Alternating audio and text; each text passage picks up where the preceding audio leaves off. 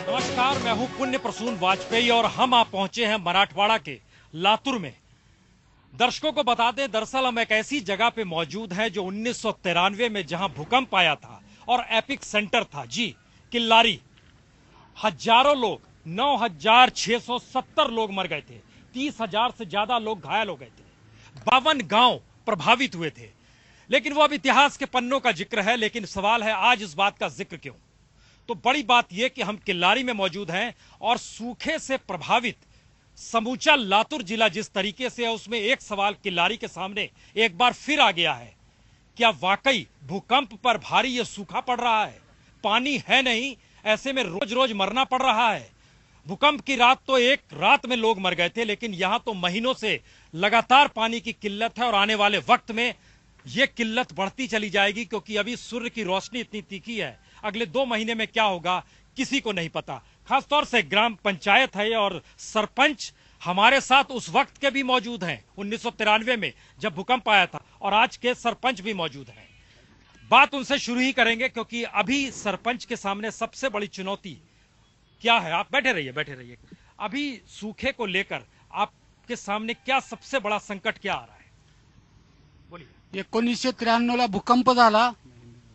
भूकंप झाल्यानंतर तेही नैसर्गिक आपत्ती होते आणि आजही नैसर्गिक आपत्ती आहे।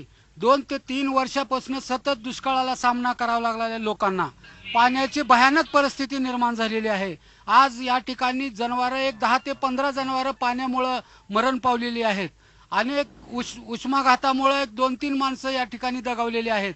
पाण्याची गंभीर समस्या किल्लारीला जाणवत आहे। बता रहे हैं कि दरअसल वो भी एक प्राकृतिक आपदा थी, ये भी एक प्राकृतिक आपदा है, और उस वक्त जो हुआ था और आज जो परिस्थिति है वो कहीं ज्यादा मुश्किल है। हिंदी में बोल पाएंगे, बता पाएंगे जरा सा कि एक आप 93 में थे सरपंच जिस समय भूकंप आया था। एक मिनट बैठे रहिए। उस समय आपने चीजों को देखा समझा, और आज जब सूखा है, क्या लगता है कि आज ज्यादा खतरनाक स्थिति है क्या? बोलिए। हाँ, आज की स्थिति जो है पानी के वास्ते बहुत खतरनाक है। जब 93 में जो भूकंप आया था, उसी वक्त पूरे वर्ल्ड में से हमें मदद मिली थी, और अभी कोई ये पहला है तुम्हारा? नहीं, ये सही है। देखिए, 2 स्थिति है। एक तरफ पानी को लेकर तो हम सीधे चल रहे हैं दिल्ली में, जहां अरविंद केजरीवाल इस वक्त अपना उपवास खत्म कर रहे हैं, और वो बिजली और पानी को लेकर ही बैठे थे दिल्ली में, और पिछले 14 दिनों से लगातार उपवास किए हुए थे। और उनके सामने सवाल एक ये था कि बिजली का जो बिल आता है, पानी का जो बिल आता है, उसको जरिए कहीं ना कहीं सरकार और निजी कंपनियां लूट ले जाती हैं। ये एक बड़ा सवाल है। एक तरफ मराठवाड़ा की स्थिति जहां पानी नहीं है, और दूसरी तरफ दिल्ली जैसा शहर जहां पर अरविंद केजरीवाल अब राजनीतिक पार्टी बनाकर उपवास कर रहे हैं, और आज वो उपवास तोड़ रहा है। ये बेहद महत्वपूर्ण इसलिए है क्योंकि राजनीतिक तौर पर कोई राजनीतिक दल का नेता आज की तारीख में उपवास नहीं करता है, बल्कि वो वोट मांगने के लिए लोगों के बीच जाता है और उसके बाद अपने तरीके की सियासत करके कैडर को बड़ा करता है। लेकिन अरविंद केजरीवाल ने जिस तरीके से एक घर में, वह भी उस घर में जहां पर बिजली का बिल सबसे ज्यादा आया था, वहां पर उन्होंने उपवास शुरू किया, जो दिल्ली के जंतर मंतर से दूर, यानी शहरी और चकाचौंध के मिजाज से दूर इलाके में जाके उन्होंने लगातार 14 दिनों तक एक छोटी बच्ची जो वहां पर थी, उस खास तौर से उस मोहल्ले की ही वो बच्ची है जिसके हाथों जूस पी के उन्होंने अपना अनशन तोड़ा है। ये एक अभी के दौर की एक नए मिजाज है, क्योंकि जिस तरीके से राजनीतिक दलों पर से लोगों का भरोसा उठ रहा है, लोगों के अंदर आक्रोश है, हर बात को लेकर आक्रोश है। ये एक स्थिति बतलाती है कि आखिर किस तरीके से बिजली और पानी सरीखी न्यूनतम जरूरतों के लिए भी अब राजनीति सक्रिय हो गई है। हम दोबारा लौटते हैं लातूर में किल्लारी में मौजूद हैं, और किल्लारी वही जगह है जहां पर भूकंप आया और 9,670 लोग ऑफिशियल डाटा है ये, लेकिन लोगों की जानकारी के मुताबिक 12,000 से ज्यादा लोग मरे थे, 30,000 से ज्यादा लोग घायल हुए थे, 52 गांव गिरफ्त में आए थे। लेकिन इस बार सूखा ऐसा है 750 गांव लातूर के सिर्फ उसकी गिरफ्त में आ चुके हैं।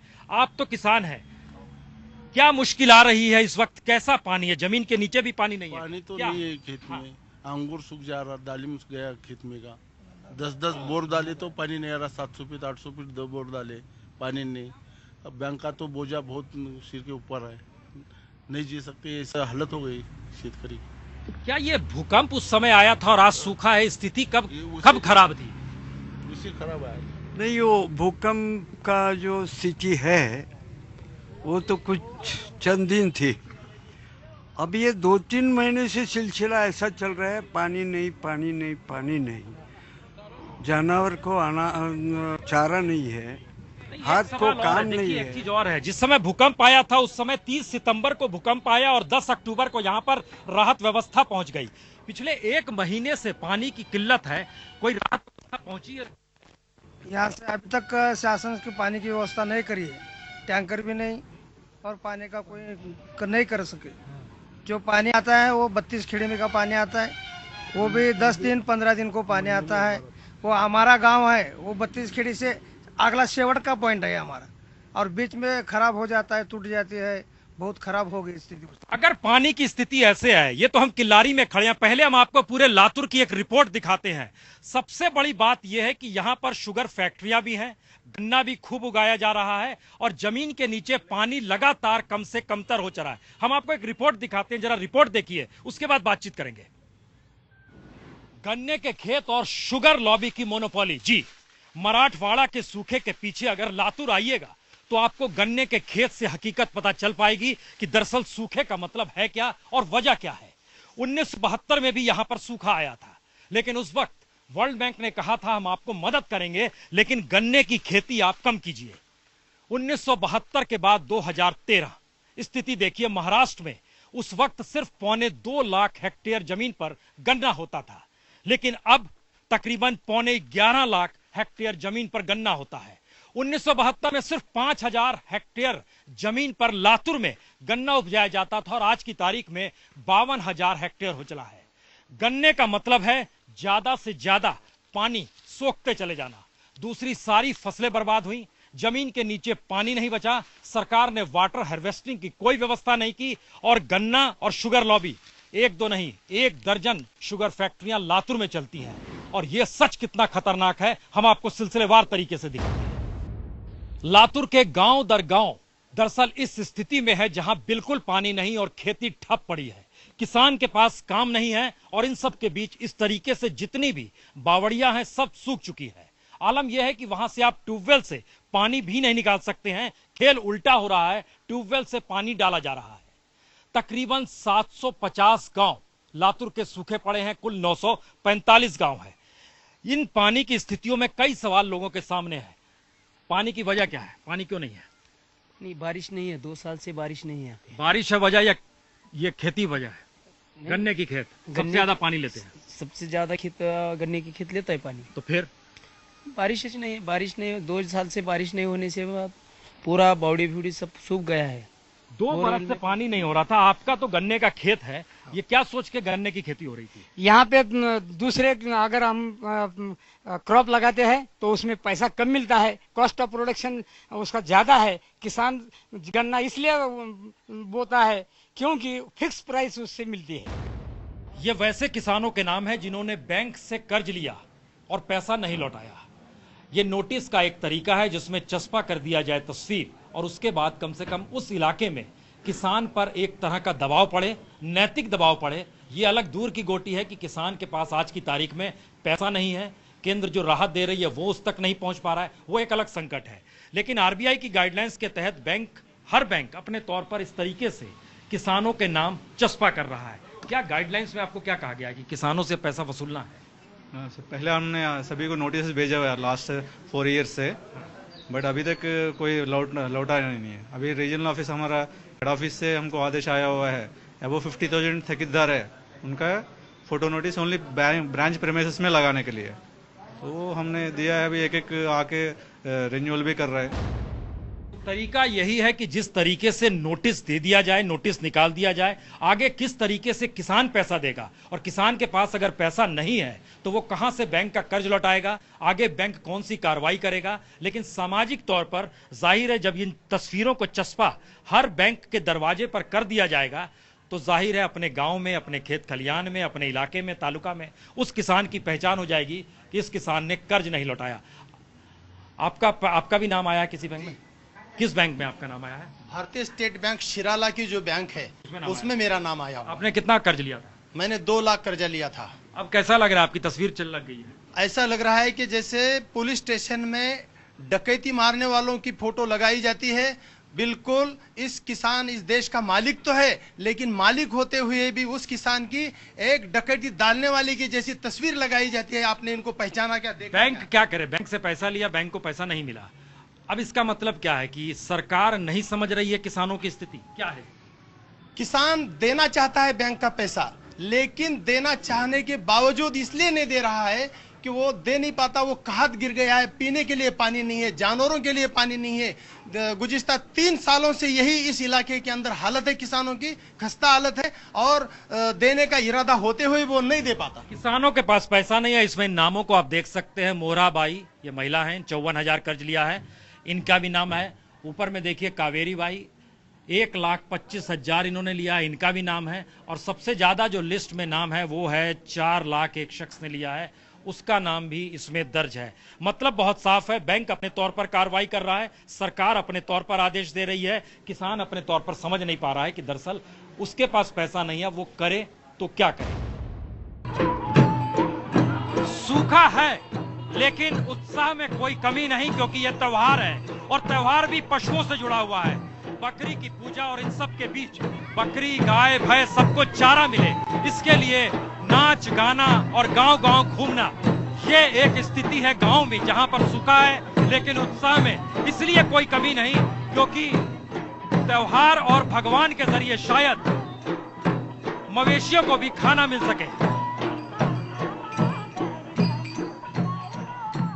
लातूर के लोगों की त्रासदी दरअसल कई है और लगातार प्रेस विज्ञप्तियों के जरिए और पत्र लिखा गया एक मुख्यमंत्री को, जिसमें जिक्र किया गया कि 1993 से बुरी हालत हो चली है। एक लिखा गया मुख्यमंत्री को, एक लिखा गया सांसद को। ये सांसद को है बकायदा ग्राम पंचायत की तरफ से क्या हालात हैं और आपको क्या कदम रहे, बावजूद इसके कार्रवाई नहीं हो रही। लेकिन 3 सवाल महत्वपूर्ण है। पहला सवाल मजदूरों का, मजदूरों की स्थिति क्या है, बोलिए। तो सर ये 3-4 साल से हमारी तरफ काम नहीं मिलता। इधर अभी हम दूसरा गांव कर्नाटक आंध्रा जाके काम करके आते हैं, इधर गवर्नमेंट का 1 रुपए का काम नहीं मिलता। अभी 4-5 महीने हुआ, इधर बच्चे लोग हमारे बहुत परेशान है, पानी नहीं, काम नहीं, कुछ नहीं। ये पहला सवाल। दूसरा सवाल, बगल में उस्मानाबाद जिला है, वो सूखा है लेकिन इस इलाके को सूखा घोषित नहीं किया गया। बैठे रहिए, बोलिए बोलिए बोलिए बोलिए। यहाँ से इस नजदीक एक 200 फुट के ऊपर उस्मानाबाद जिला चालू होता है। लातूर जिले में काउसा तालुका लोकसभा मतदार संघ उस्मानाबाद में आता है, लेकिन हम मोर्चा काटे, आंदोलन करे, शासन के दरबार में आवाज उठाने की कोशिश करे, फिर भी अभी तक दुष्काल मिलता है। उस्मानाबाद जिला में सूखा है जो बगल में है, यहाँ नहीं है। अब आप लोग ऐसे में क्या मुश्किल है? बहुत सारे मुश्किलात हैं साहब। एक ज्यादा से ज्यादा एक नदी है, वही नदी के अंदर इधर एक उस्मानाबाद जिला आता है, इधर लातूर जिला आता है, उसके अंदर एक किलारी गांव का एक 200 फीट का अंतर है। तो इतनी तकलीफ कि जो भूकंप हुआ जब से अभी से इतनी परेशानी है कि जब भूकंप हुआ जब बारिश गिरा था, अभी तो बारिश 2-3 साल से बिल्कुल बारिश नहीं है। यानी किसान मुश्किल में है, मजदूर के लिए रोजगार नहीं है, यहाँ पर सूखा नहीं है। एक सवाल और है, घर ही नहीं मिलता है। क्यों घर नहीं मिलता है? घर अभी 1993 भूकंप हुआ, हाँ। वो जमीन पे गया, शासन को लिया, घर भी अभी तक नहीं मिला। ये स्थिति के बीच आपको कुछ कहना है, बोलिए बोलिए बोलिए। सर क्या बोलने का कुछ नहीं, हाँ बोलने का है, लेकिन फटाफट बोलते, थोड़ा दम से बोलता है। वो ग्राम सेवक जो है ना 8 दिन 10 दिन इधर नहीं आ रहे, और हमारा 4 नंबर में फॉर्म भर दिया काम लगने के वास्ते, वो ग्राम सेवक का पता भी नहीं, इस वास्ते हम बोल रहे। हाँ।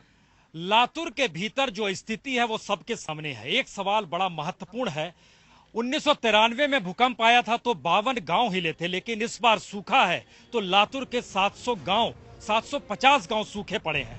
और इन स्थितियों में जो लातूर के भीतर का सवाल है वो सारे चेहरे आप देखकर पढ़ सकते हैं। हर चेहरे पे एक मुश्किल शिकन है कि रास्ता निकलेगा कैसे। तो किल्लारी और लातूर से हम यहीं पर अपनी बात खत्म कर रहे हैं और कल आपसे मिलेंगे, नांदेड़ में हम मिलेंगे जो मराठवाड़ा का एक छोर है, लेकिन वहां मिलेंगे कल। छोटा सा ब्रेक, खबरों का सिलसिला जारी है।